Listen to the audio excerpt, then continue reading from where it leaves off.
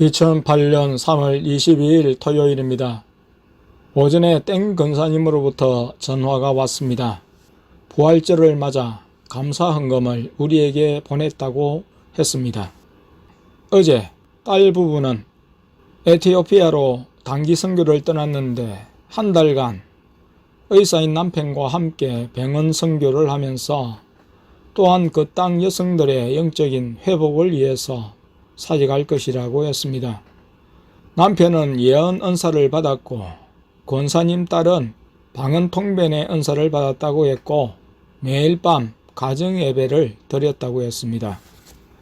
큰 아들은 수원에 소재하는 큰 회사 연구원으로 있었습니다. 권사님이 작년 여름에 전화를 했을 때 아들이 출근할 때와 퇴근할 때를 오가면서 하루 2시간을 방언으로 기도했는데 어느 날 하나님이 눈알이 튀어나올 정도로 입을 열어 젖히셨다고 했습니다. 아들이 왜 이러세요? 여쭈었을 때 하나님이 내가 내게 채워주리라 하시는 은혜를 체험했다고 했습니다. 땡땡땡땡땡 성령님의 저자인 장로님의 사역에 동참하고 있다고 했습니다. 매일 밤 성령님과 깊은 영적 교제의 시간을 가진다고 했습니다. 늘 방언으로 기도하며 성령님의 인도를 따라 살고 있다고 했습니다. 작년에는 청년의 팀장으로 수고하다가 올해는 중보기도 팀장이 되어 기도로 변화를 일으키고 있다고 했습니다. 성령님이 아들을 통해 강하게 역사하심으로 청년회에 변화가 일어나고 있다는 것이었습니다. 설교 전할 기회를 주셔서 설교도 하는데 청년들이 회개가 일어난다고 했습니다.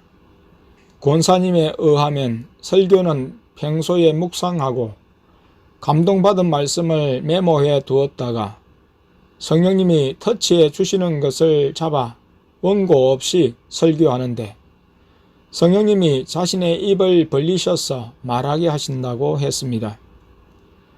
얼마 전에 청년회가 땡땡시청이 관리하는 부루 아동들과 자매 결혼을 통해 운동 등을 하다가 이젠 예배를 드리는데 거기서도 설교를 했다고 했습니다.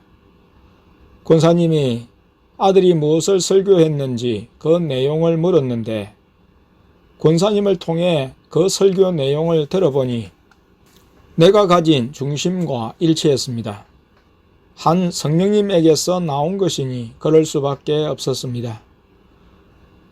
아들은 자신이 청년회장이 되었다면 성령으로 성령으로 란 구호를 외치며 청년회의 예형 성장을 위주로 하는 성령 운동가가 되었을 텐데 성령님이 자신에게 중보 기도 팀장을 맡기셔서 성령님이 인도하시는 삶을 살며 내적 변화를 드러내는 도구로 사용해 주시는 것에 감사하고 있었습니다. 권사님으로부터 아들의 말을 듣고 있을 때 내 몸에 전류가 강하게 흘렀습니다. 내 눈에는 하얀 빛들이 보였습니다. 예수님이 아들과 함께 하시며 사용하고 계시다는 확정으로 생각이 되었습니다. 권사님도 많은 것을 아들을 통해 받고 더욱 영적인 은혜를 누리고 있는 것을 알 수 있어 감사했습니다. 권사님에게서도 전류가 감각이 되었습니다. 2008년 3월 23일 주일입니다. 점심을 먹고 첫째가 방에서 잠을 잤는데 꿈을 꾸었습니다. 다음은 첫째의 꿈 이야기입니다. 학교에서 만나기를 꺼려하던 큰 땡땡과 식당에서 마주치게 되었습니다. 식사를 끝내고 자리에서 일어나 나가는 길이었습니다.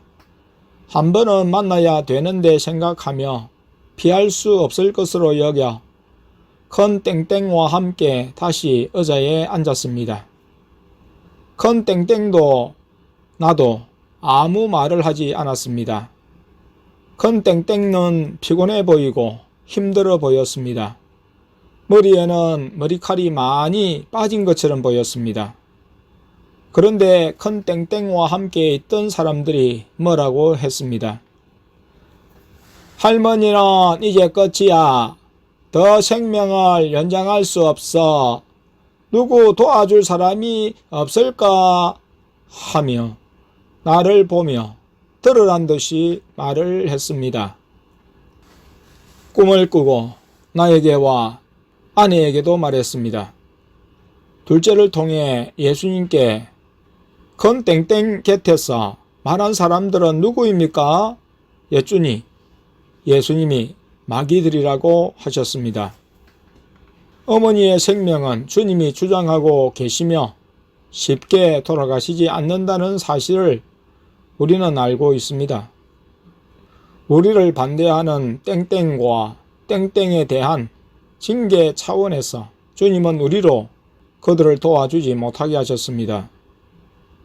우리의 사역의 시작이 얼마 남지 않았습니다. 우리를 통해서 주님이 어머니를 고칠 수도 있는 일입니다. 적어도 주님이 지금 어머니를 데려가시지 않는 것은 우리의 사역을 통해 우리에게 계신 주님을 믿음으로 잘못을 회개시키심으로 어머니를 구원하실 것을 믿고 있습니다. 그런 후 천국으로 데려가실 것임을 기대하고 있습니다. 주님이 우리에게와 어머니에게 긍휼을 베풀어 주시기를 기도하고 있습니다. 첫째가 이야기를 할 수 있는 꿈은 초등학교 6학년 이후 처음이었습니다. 예수님께서 오늘 꿈이 꿈으로의 간섭의 시작이라고 하셨습니다.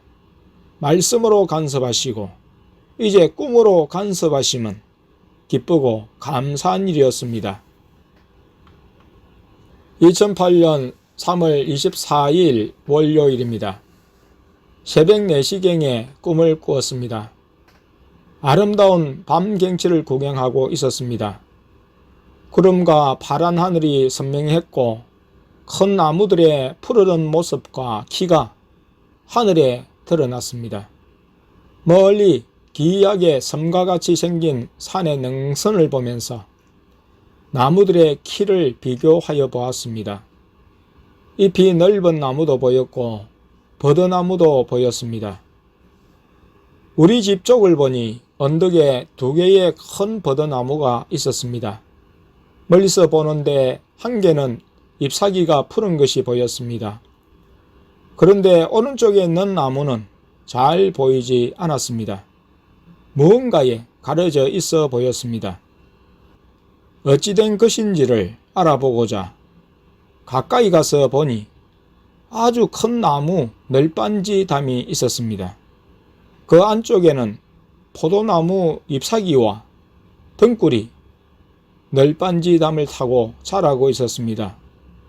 포도나무 등굴과 잎사귀를 보는데 내 발 앞 또랑에서 무성한 갈대를 타고 능사 같은 색깔의 뱀 한 마리가 올라오는 것이 보였습니다.